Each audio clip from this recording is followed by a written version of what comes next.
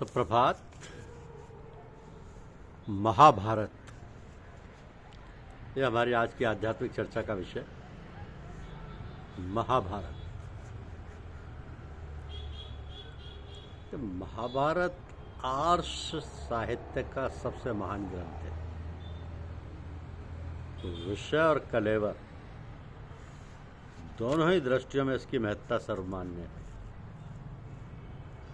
भारतवर्ष की संस्कृति, सभ्यता अथवा आदर्श का प्राचीन चित्र देखना हो तो वह महाभारत में देखा जा सकता है।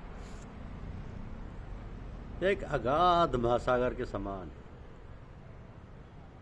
इसके भीतर धर्म, अर्थ, काम और मोक्ष इन चारों पुरुषार्थों से संबंध रखने वाले असंख्य उपदेश रत्न भरे पड़े। संसार की सर्वमान्य पुस्तक श्रीमद् भगवद गीता भी इसी रत्नाकर का जाज्वल्यमान रत्न है। यदि महाभारत को हम संपूर्ण वेद, उपनिषद, पुराण, धर्मशास्त्र, अर्थशास्त्र और मोक्ष शास्त्र का एकमात्र प्रतिनिधि ग्रंथ कहें तो अत्युक्ति नहीं होगी। इसलिए इसके संबंध में कहा गया है कि यदि हास्ति तदन्यत्र जन्य हास्ति न तत क्वचित, अर्थात जो इस ग्रंथ में है वह नाना रूपों में सर्वत्र है। जो इसमें नहीं है वो कहीं भी नहीं है। इस महान ग्रंथ की रचना भगवान कृष्ण द्वैपायन वेद व्यास ने की। उन्होंने तपस्या और ब्रह्मचर्य की शक्ति से वेदों का विभाजन कर इस ग्रंथ का निर्माण किया और सोचा कि इसे शिष्यों को कैसे पढ़ाऊं। क्योंकि भगवान व्यास का यह विचार जानकर स्वयं ब्रह्मा जी उनके पास आए और बोले, महर्षि,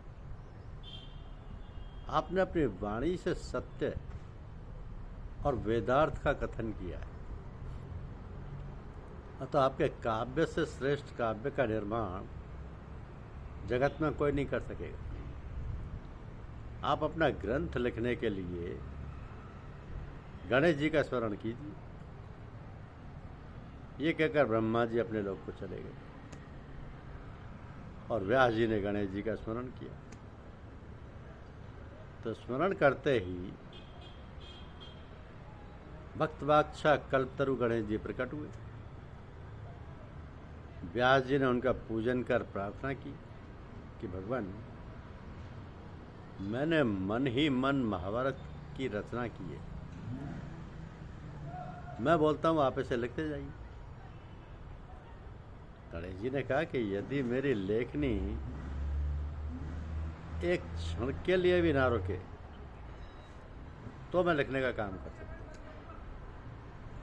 व्यास जी ने कहा ठीक है, किंतु आप बिना सोचे ना लिखिएगा।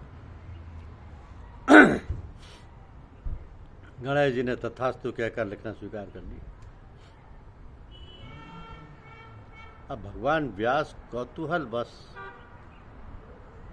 कुछ ऐसे श्लोक बना देते थे कि सर्वज्ञ गणेश जी को भी एक क्षण तक उनका अर्थ विचार करना पड़ता। उतने में ही महर्षि व्यास दूसरे बहुत से श्लोकों की रचना कर डालते। सर्वोज्ञपि गणेशो यत् क्षणमास्ते विचारेन तावच्चकार व्यासोपि श्लोकानन्यान बहुनपि। इस प्रकार इस ग्रंथ का लेखन हुआ। उस ग्रंथ में कुरुवंश का विस्तार, गांधारी की धर्मशीलता, विदुर की प्रज्ञा, कुंती के धैर्य, दुर्योधन की दुष्टता और पांडवों की सत्यता का वर्णन हुआ है। इसके माध्यम से व्यास जी ने मनुष्यों को धर्मपूर्ण आचरण करते हुए भगवद आश्रित जीवन जीने का संदेश दिया है।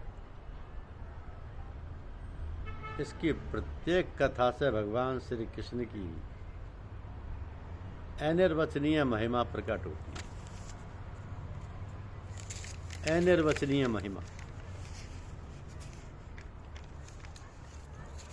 क्योंकि महाभारत में जो कुछ दिया है वो गणेश जी ने भी सोच समझ के लिखा है। हालांकि सतत लिखा है, लेकिन सोच समझ के लिखा है।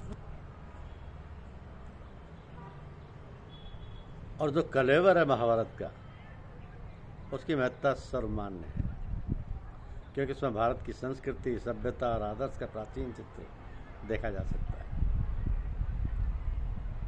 धन्यवाद। यूट्यूब चैनल को लाइक और सब्सक्राइब अवश्य कीजिए। शुक्रिया।